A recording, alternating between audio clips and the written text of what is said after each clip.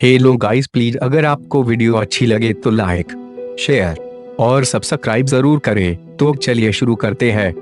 Stephen Hawking 8 जनवरी 1942 को Stephen Hawking का जन्म हुआ था।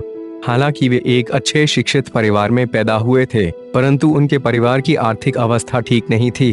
द्वितीय विश्व युद्ध का समय आजीविका अर्जन के लिए काफी चुनौतीपूर्ण था और एक सुरक्षित जगह की तलाश में उनका परिवार ऑक्सफोर्ड आ गया।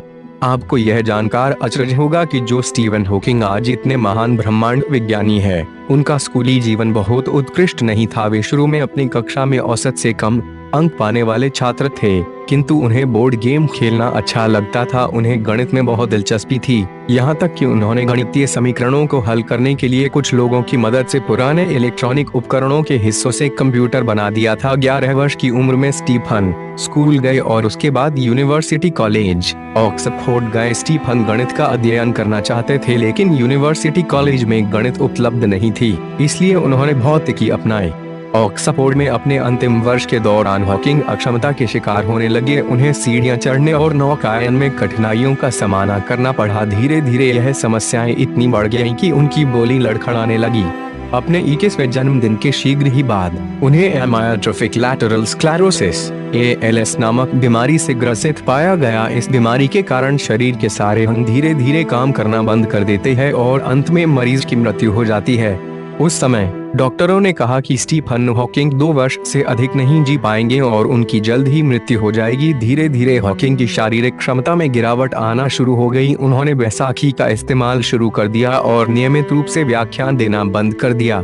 उनके शरीर के अंग धीरे धीरे काम करना बंद हो गए और उनका शरीर धीरे धीरे एक जिंदा लाश समान बन गया। लेकिन हॉकिंग ने विकलांगता को अपने ऊपर हावी होने नहीं दिया। उन्होंने अपने शोध कार्य और सामान्य जिंदगी को रूपने नहीं दिया। जैसे जैसे उन्होंने लिखने की क्षमता खोई, उन्होंने प्रतिपूरक दृश्य तरीकों का विकास किया, यहाँ तक कि वे समीकरणों को ज्यामिति के संदर्भ में देखने लगे।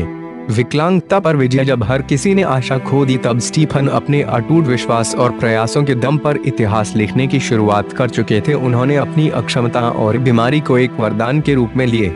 उनके खुद के शब्दों में वे कहते हैं, मेरी बीमारी का पता चलने से पहले मैं जीवन से बहुत ऊब गया था। ऐसा लग रहा था कि कुछ भी करने लायक नहीं रह गया है। लेकिन जब उन्हें अचानक यह एहसास हुआ कि शायद वे अपनी PhD भी पूरी नहीं कर पाएंगे, तो उन्होंने अपनी सारी ऊर्जा को अनुसंधान के लिए समर्पित कर दिया।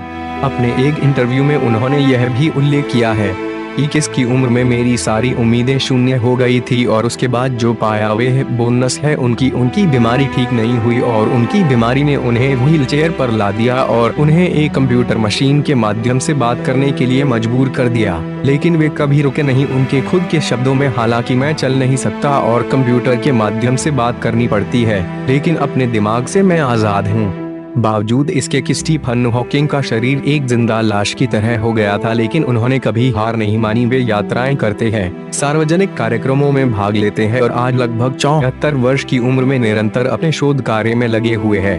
उन्होंने विश्व को कई महत्वपूर्ण विचारधाराएं प्रदान की और अंतरिक्ष विज्ञान के क्षेत्र में अपना अतुल्य योगदान दिया। वे अंतरिक्ष में जाना चाहते हैं और वे कहते हैं कि उन्हें खुशी होगी कि भले ही उनकी अंतरिक्ष में मृत्यु हो जाए, जीने की इच्छा और चुनौतियों को स्वीकार करने के लिए तत्परता से स्टीफन हॉकिंग ने यह साबित कर दिया कि मृत्यु निश्चित है, लेकिन जन्म और मृत्यु के बीच कैसे जीना चाहते हैं वे हम पर निर्भर है। हम खुद को मुश्किलों से घिरा पाकर निराशावादी नजरिया लेकर मृत्यु का इंतजार कर सकते हैं, या जीने की इच्छा और चुनौतियों को स्वीकार कर खुद को अपने सपनों के प्रति समर्पित करके एक उद्देश्यपूर्ण जीवन जी सकते हैं।